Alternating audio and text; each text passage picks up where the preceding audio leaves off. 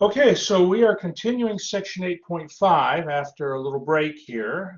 We are learning about power series, and we are learning about where to find intervals of convergence or how to find intervals of convergence of a power series. Okay, now ultimately our goal is to be able to show that many of our favorite functions or well-known functions can be written as these power series. But for this section 8.5, we're focused on finding intervals of convergence and the radius of convergence for different power series.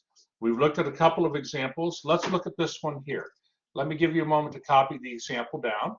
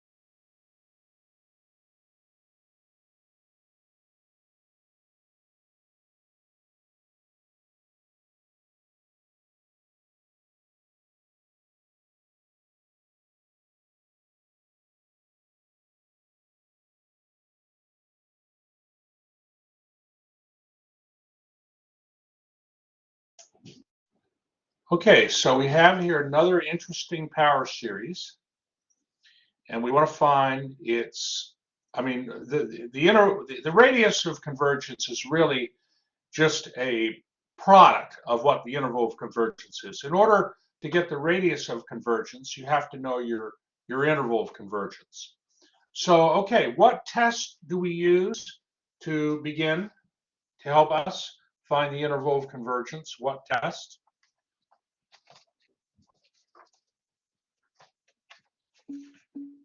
Good, Yonatan. Good, Clea. The ratio test. We're going to use the ratio test. Okay, well, let's go ahead then and do that. So this here, maybe while I'm here, I'll note it. Let's see here. Always have to change the font on this. Okay, that's fine. All right. So here is your nth term of the series. And you're going to use the ratio test with a sub n equal to that nth term of the series. So, okay, we'll go to the next page.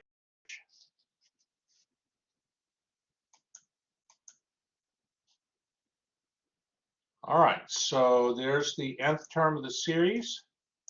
And now we write down the ratio of the n plus first term to the nth term. Let me give you a moment to copy this.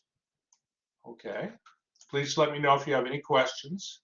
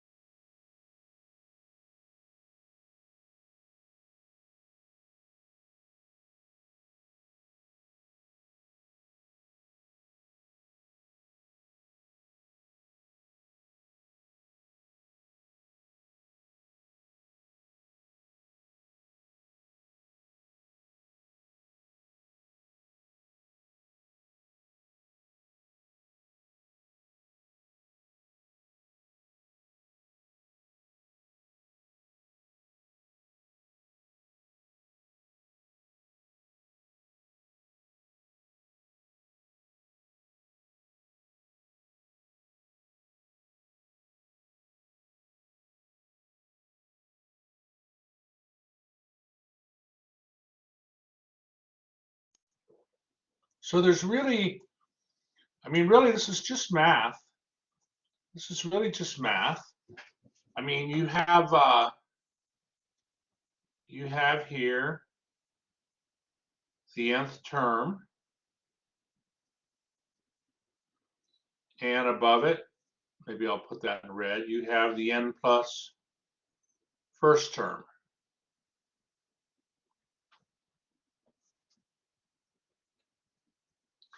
So you'll multiply the top fraction by the reciprocal, and then you'll group terms together, okay, like terms together, and then you just simplify.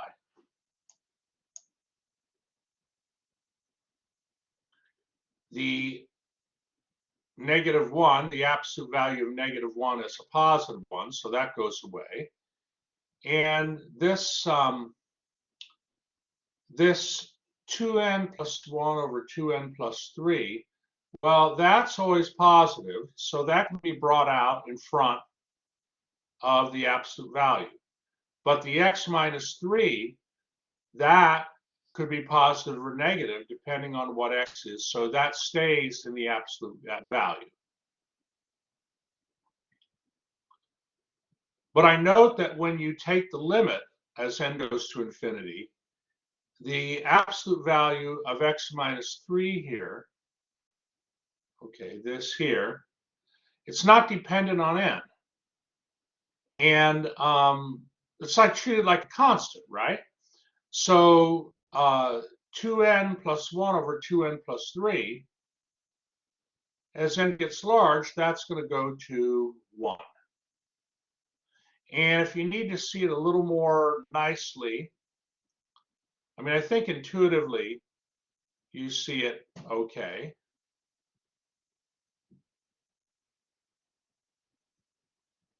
But certainly we can multiply by 1 over n, top and bottom.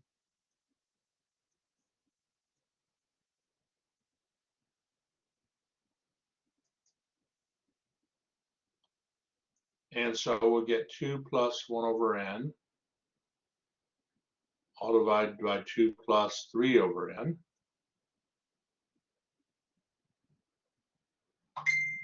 And that's going to go then, that's going to go to 2 over 2, which is 1. And that's how, you know, that's how I get a 1 here, right?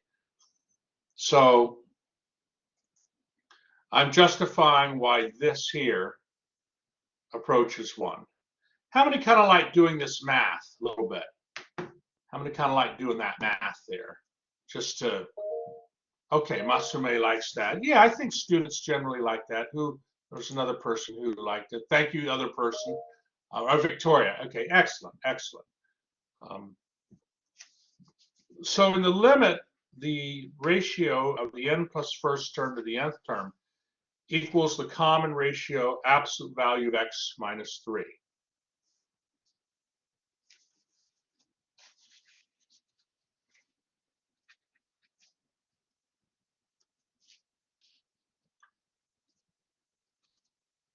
Now, what do we want to set that absolute value of x minus 3 down here equal to? Or, I mean, what do we want to, this absolute value of x minus 3, what do we want it to be less than? I mean, this is L. This is your L. And you're going to, that's right, Natan, you're going to set that less than 1. Okay, less than 1. So are there any questions before I move to the next page?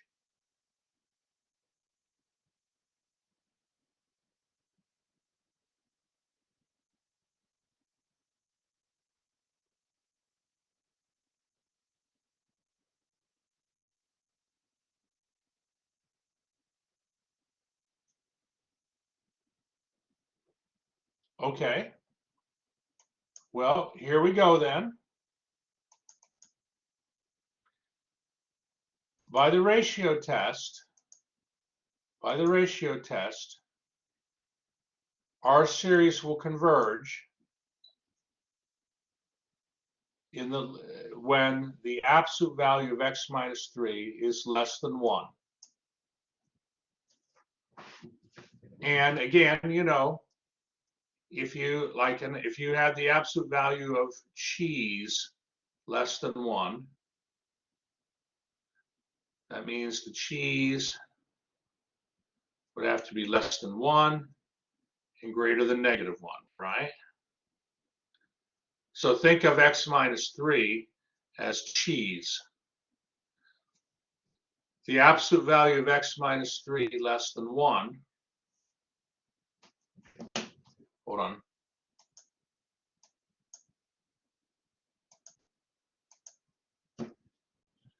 yeah, the absolute value of x minus 3 less than 1 means that x minus 3 is greater than 1 and less than 1. And now you can rewrite that inequality as x is between 2 and 4.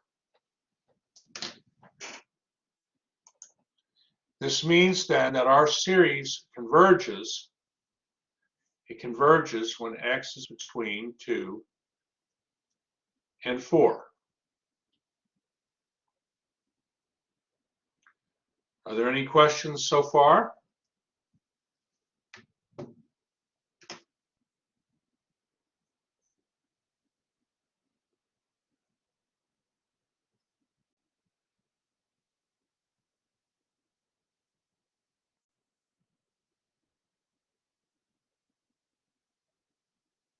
Who's feeling comfortable so far? Give me a hands up if you're comfortable so far.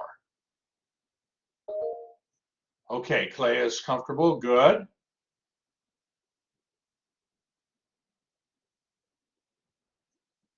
John, how are you feeling with this? Are you feeling comfortable? Masame says we need practice. Understood? Sure.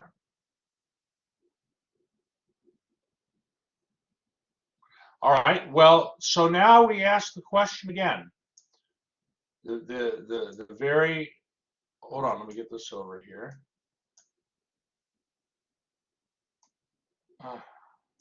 Okay. Are there any more x values where our power series converges?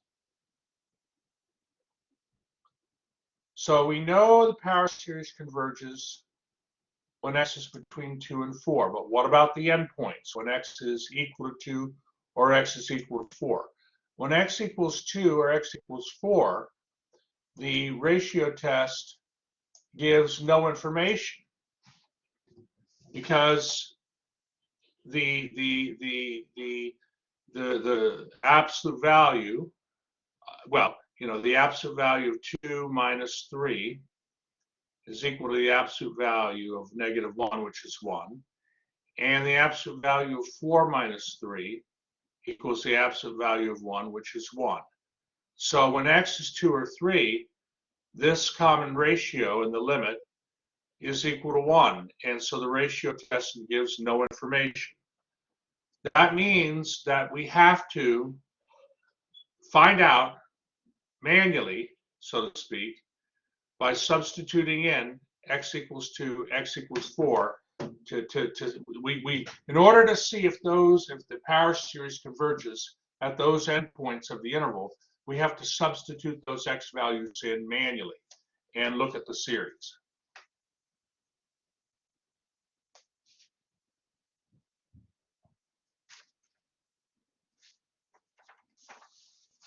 Okay.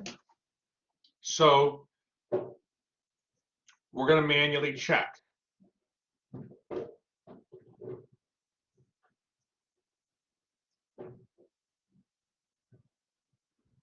All right, and if you're comfortable, I'll move to the next page.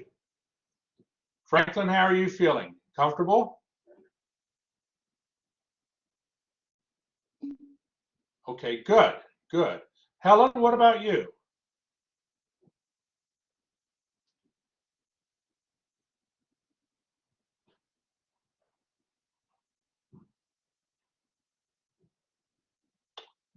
All right, Zena, how about you? Are you Reasonably comfortable so far? Professor, Yes, Nia. I have a question. Thank you, Zena. Yes. So at the Zena says beginning, yes. when you were showing us that the textbook, it said that they said for all n the power series becomes the geometric series which diverges when the absolute value of x is greater or equal to 1. So in this case, it means that the what this series diverges when it is greater than and equal to Well, 4. you're right. So, So why do we have so, to check for when x is equal to 4 when it so if says I, clearly that it diverges? yeah, let me go to the whiteboard on that. So, all right, let me just clear this. So we know that when, hold on here. Yeah, we know that when the absolute value of x minus 3 is less than 1, power series converges.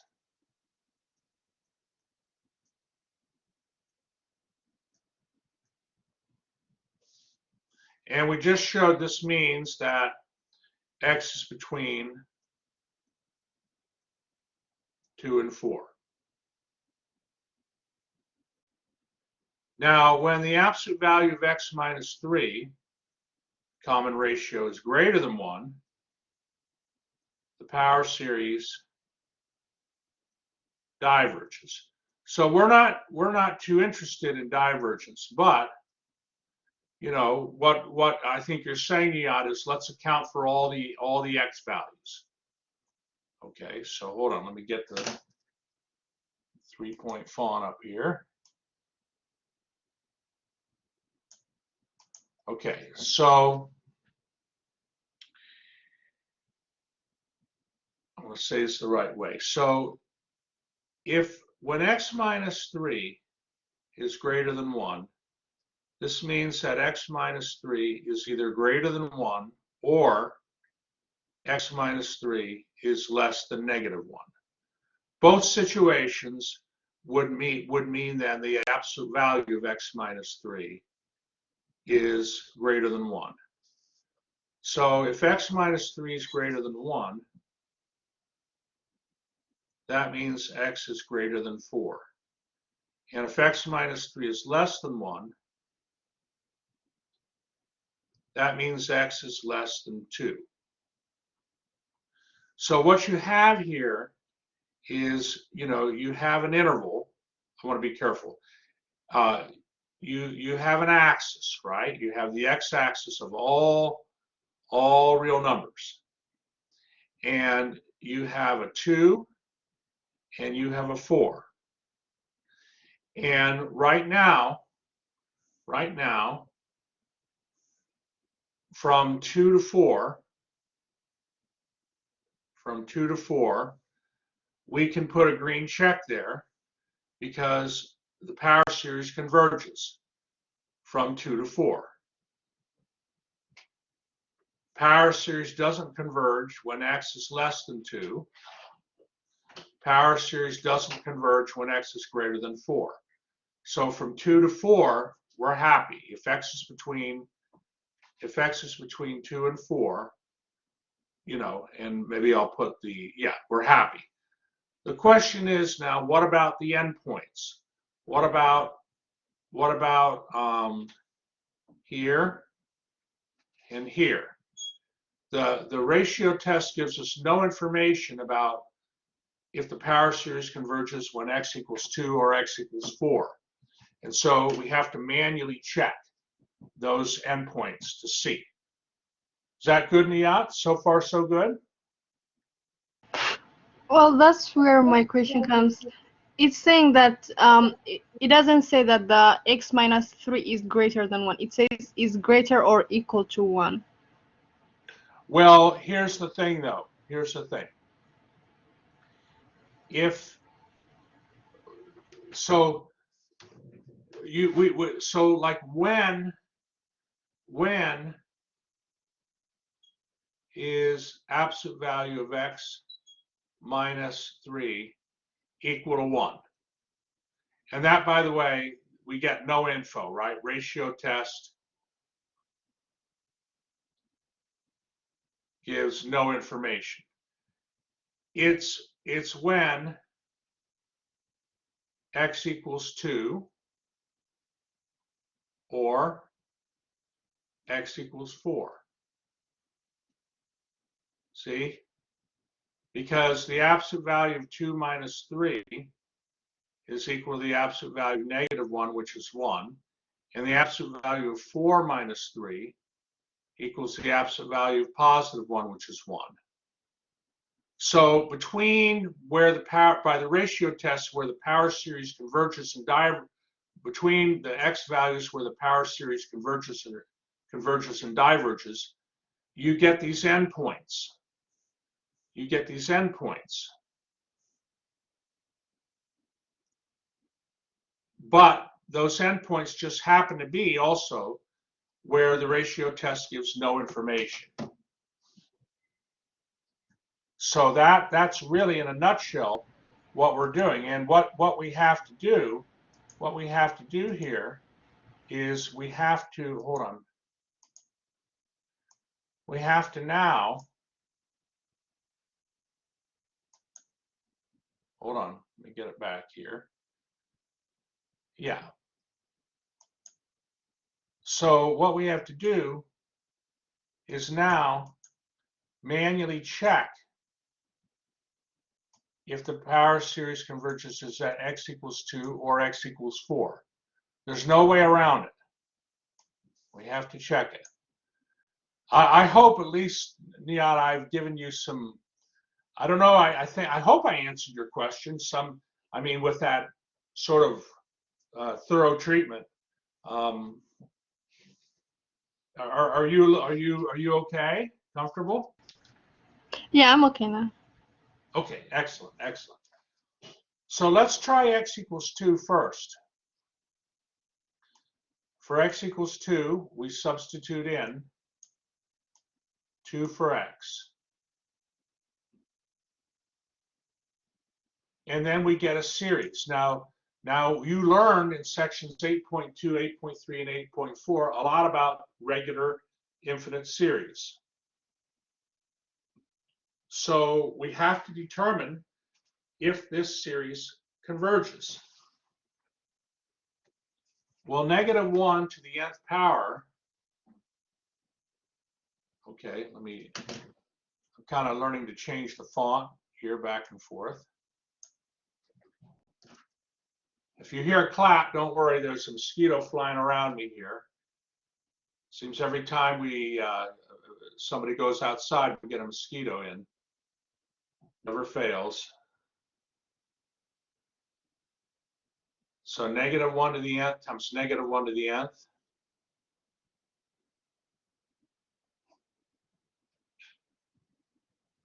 Equals negative 1 to the n plus n. And that's negative 1 to the 2nth power. So that's how we get this up here. But to the 2nth power here, okay, that's an even power. That's an even power.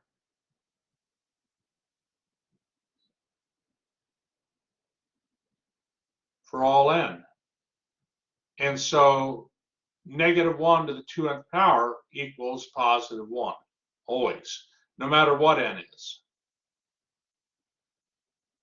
Because what are even powers? Even powers are like, you know, negative 1 squared, negative 1 to the 4th, negative 1 to the 6th, negative 1 to the 0th. I mean, those are even powers.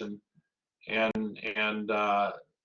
power series, or the negative 1 to the even power is always 1. So you get this series 1 over 2 to the n plus 1. That's your series. And now, what about that series? What about this? Well, we can use the limit comparison test where we let b sub n be 1 over n. If we take the ratio of the terms of our series to the terms of the harmonic series, we'll get a half, which is a constant greater than 0. And so our power series has to diverge when x equals 2. Because the harmonic series diverges. Please let me know if you have any questions.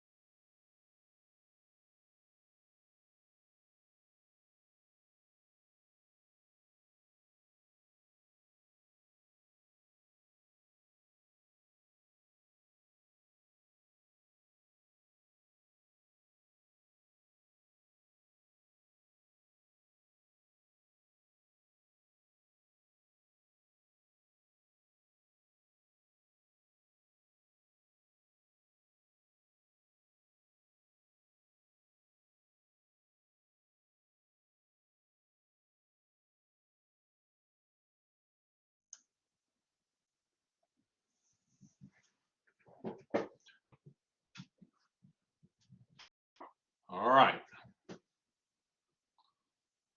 So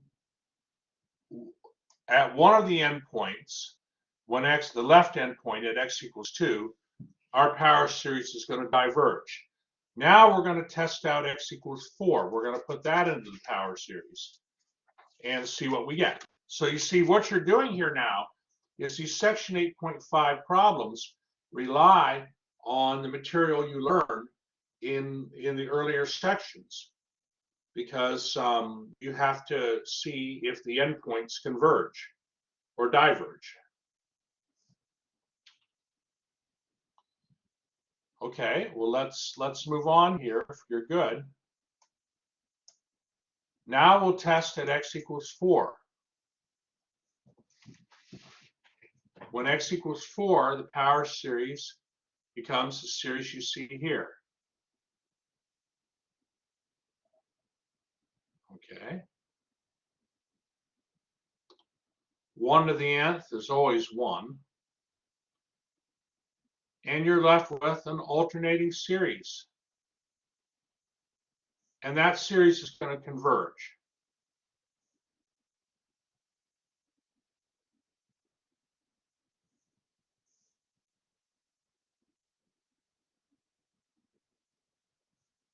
So, you know, the terms of the alternating series are 1 over 2n plus 1.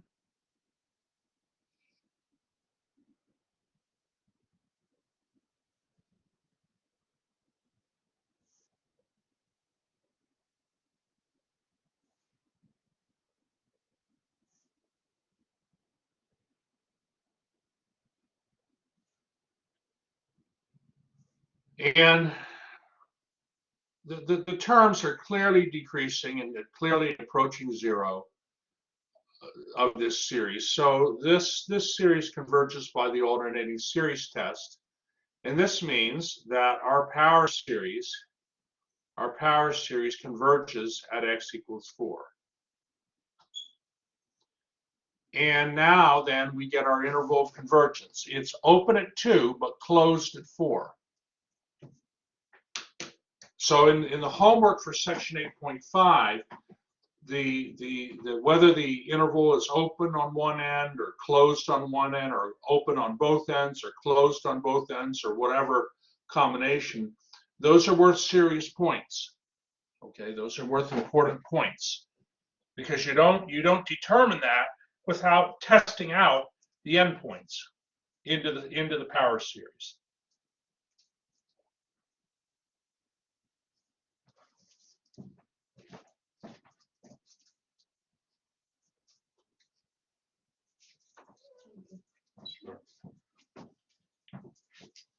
All right, are there any?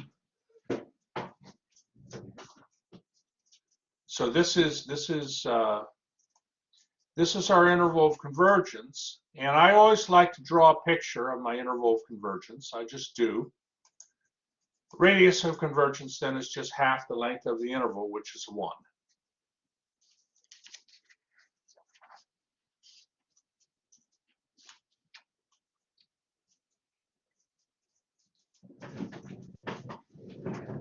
Okay.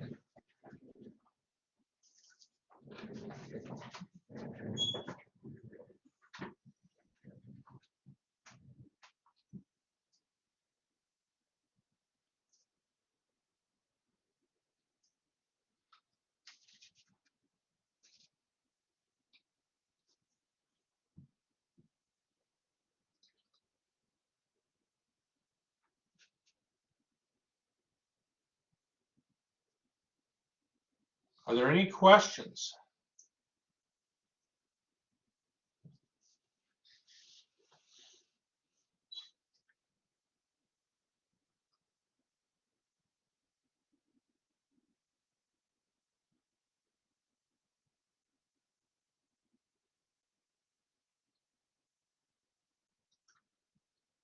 How many find it helpful to draw a little picture of the interval?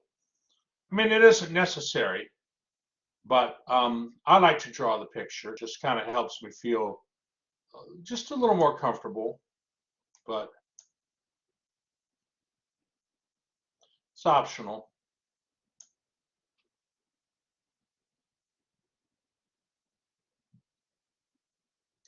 So intervals of convergence can be closed, they can be open on one end or closed on one end. You have all kinds of combinations.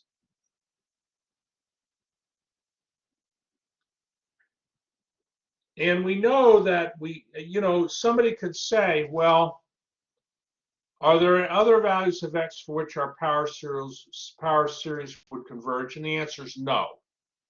The answer is no. But basically we're done with the problem. We're done with the problem now. But if I wanted to just be a little bit, kind of discussional about it,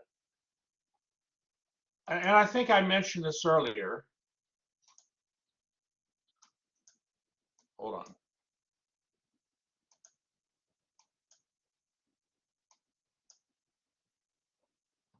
So there are no other values of x for which a power series would converge, because the ratio test, if you take the ratio and make it greater than 1, this really isn't necessary exactly what I'm showing you here, but I just feel, why are there no other values of x? Well, the only other values of x would be where the common ratio is greater than 1, right? And that would only occur when x is greater than 4 or x is less than 2. And that takes care of, all the x values. So, but I think it's just, I wrote it down for you. You're welcome to copy it.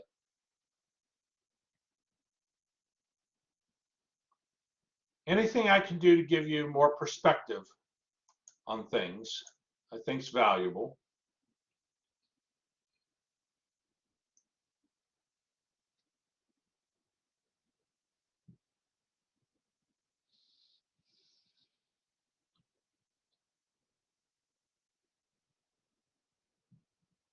How many think these power series are kind of interesting?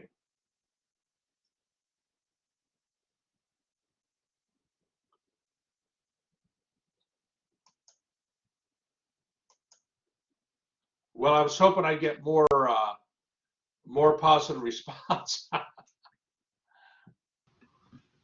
What are like applications of power series in Oh calculus?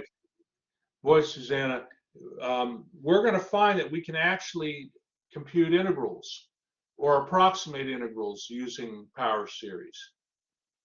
They're very, very helpful. And in computational math, oh man, yeah, like computer science and so forth, the power series representations, we're going to represent functions eventually as these kind of power series. And that means that if you wanted to integrate the function with respect to x, and you could integrate its power series.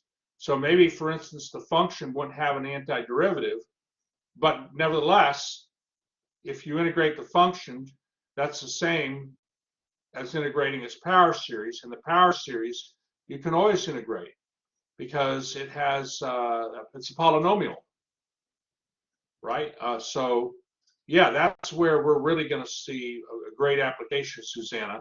Thank you for that. That's a very good question.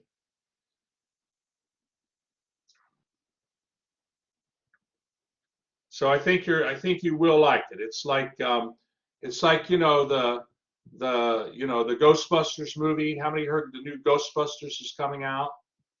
That movie. Yeah, Victoria's heard it. So how could you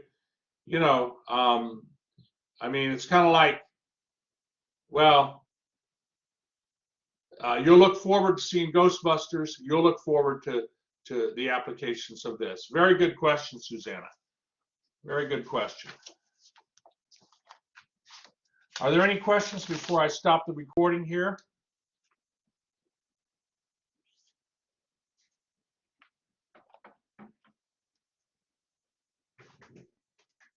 Okay. Last 5 minutes here, I want to talk to you about a new approach I'm going to use to for passwords on the remediations. Let me just see here. I want to share something with you. I'm going to go ahead and take this off. I'm going to stop the recording. Are we good, everybody? Any questions? Okay, excellent, excellent.